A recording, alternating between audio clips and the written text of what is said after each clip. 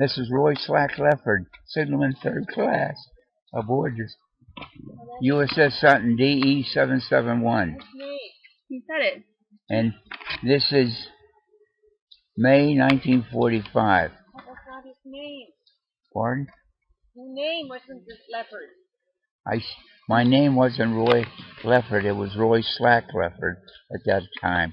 Signalman third class, aboard the submarine, aboard the DE 771.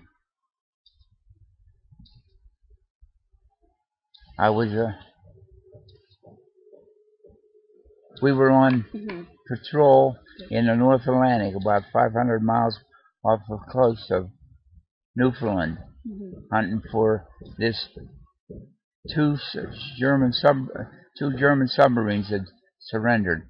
We intercepted one, but then we were told to leave it go and hunt for this other sub. And in the meantime, the Canadian and the Russians were also hunting for this ship. It was supposed to be a prize. Finally, on that 8 to 12 watch, it must be close to time for me to be relieved when we saw a blinker, which meant, "Who are you?" And the junior officer said, "Tell them we're Russian." Then the captain said, "Excuse the language." He said, "Hell no, they'll blow us out of the water. Tell them who we are." He said, "American sub American destroyer DE 771. So I did. I flashed that, and here was my relief came, and I was relieved. Went down below to go to bed. Then finally, I guess it was about, I'd say about 4 o'clock in the morning, I heard gunfire, and I went back up on the bridge, and here they were firing Tommy guns for the prize crewmen who were going to go to aboard the submarine. I volunteered to go like a fool. They told us we didn't know what to expect, if they were going to, whatever they were going to do to us. Finally, there was 10 of us. I guess 2 or 3 officers went aboard in the captain's gig. After we got over there, I boarded it, and the officer that was in charge told me to stay up above in the conning tower and watch these 2 German. I had this Tommy gun in the sidearm, and all the rest of them went below. And the whole time I was watching them, they were laughing like I think they were saying, "Who is this young kid? He looks like he's scared shitless." All they did was laugh the whole time. Finally, I could understand them. They said, "Do you understand German?" I said, "I'm a Dummkopf, dummer Ramble." That's the only thing I knew, which would mean I'm a dumb jackass. And all they did was laugh. Pretty soon I heard some gunfire. And here, at the time, one of my crewmen who went below to unload their sidearms, he shot himself. How it happened, I don't know, but he died. The German doctor tried to save his life, but he died. What else could I say? Oh, okay. After that, when we were taking them into port in Portsmouth, a couple of times the submarine started turning towards us, and the old man kept on saying, "When he turns any more towards us, looks like he's going to torpedo, blow them out of the water." Thank goodness they kept on going straight until we got to Portsmouth. At Portsmouth, and when we got past the breakwater, the Coast Guard took over, and they got credit for bringing the U-234 in, and we didn't. Here, let me pause it and we'll save it and start again. Sean, can you hit the stop? The last thing you said was that the Coast Guard got the credit. Okay. Aboard the U-234 was a Luftwaffe General Kessler, who was in charge. Oh, and aboard the submarine there was uranium that was on the way to Japan. And before that, before we intercepted the U-234, there was 2 Japanese officers aboard it who committed Harry, and they were buried at sea with all their paraphernalia, their swords and everything. And by the way, when we took over the ship, we lowered their swastika, and they asked if they could throw the flags overboard, which our leading officer gave them permission, and I wish we would have kept their flags. But being that they had surrendered peacefully, our officer agreed to it. Okay, when we got into Portsmouth, like I said, the Coast Guard took over and got credit for bringing her in, and we didn't get anything. Well, did I also tell you that I had a Luger, a German Luger, and with ammunition and all, the belt, and this Coast Guard officer, he took it off of me. He said I wasn't allowed to keep it.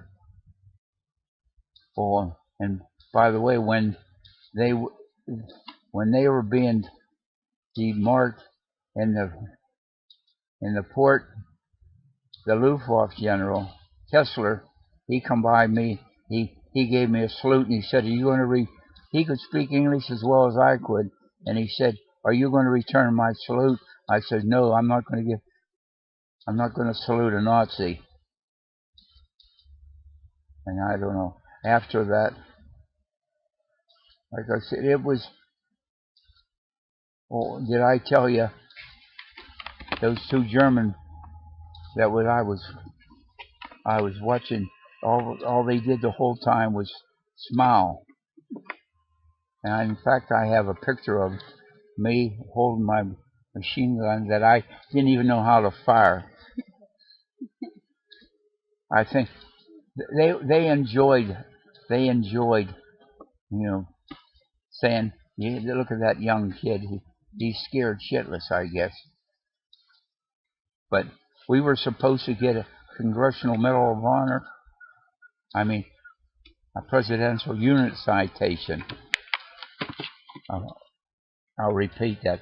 We were supposed to get a Presidential Unit Citation, but after all these years, I never even heard anything about it.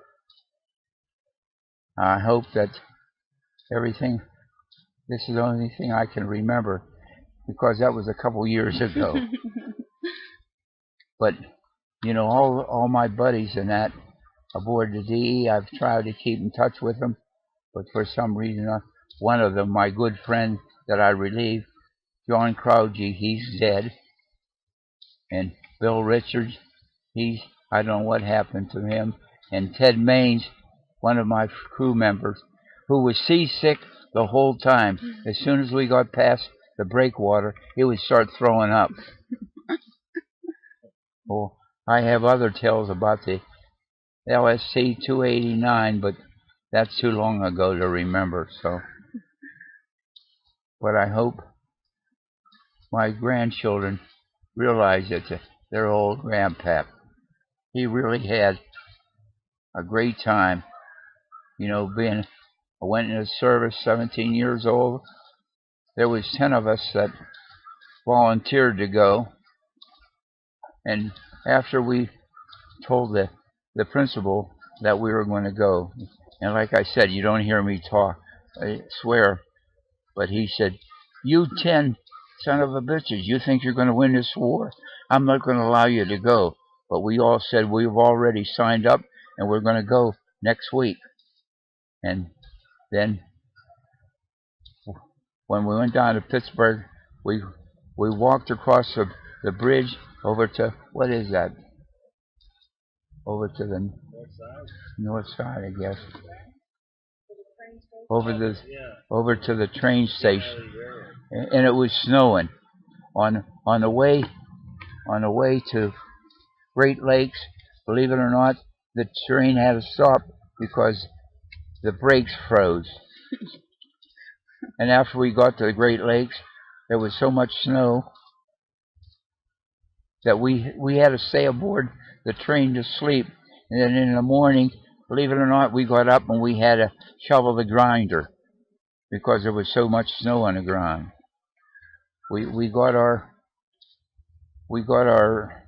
clothing and that, and believe it or not, I had a 28-inch waist and I weighed 147 pounds. I don't know.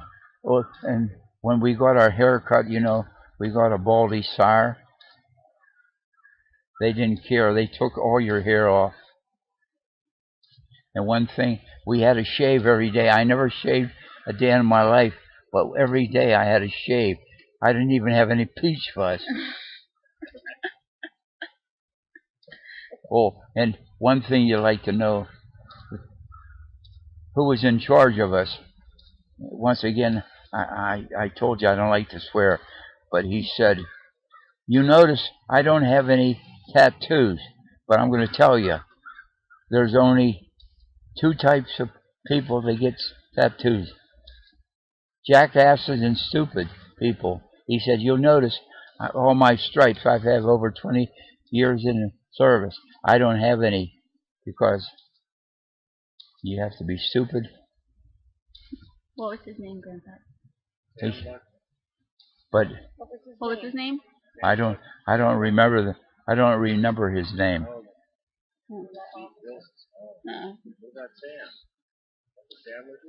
Oh yeah, Sam Buckman. Now he's the one that was in charge of us when we left Pittsburgh, and he knew of the 10 of us. Bud Fair always complained about his leggings hurting, so Sam got permission from him. He didn't have to wear leggings. Sam took real good care of us 10 guys from McKeesport. During work week, he gave us an easy job of putting up and down the ensign, so we didn't have to get up we only had to get up for 8 o'clock to put up the ensign, and it had to be work again to take the ensign down at 4 o'clock. Sam became a photographer, and after we were all discharged years later, Maxine and I got married, and he took our pictures, and he gave Maxine a big portrait of herself. Yeah, he was. In fact, Sam was 32 years old, and believe it or not, they flew him home every weekend. I don't know how he had all that pull, but he was a great guy. He was like a father. Yeah, he was like a father to us 10.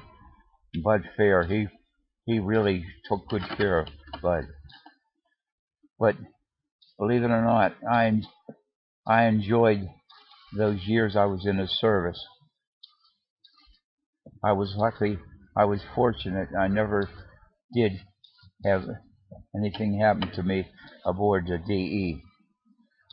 I hope everything that I said, that's about all I can remember, because, like I said, it was a couple years ago. Okay. Thanks, Pat. Johnny, will you stop it? How did that sound?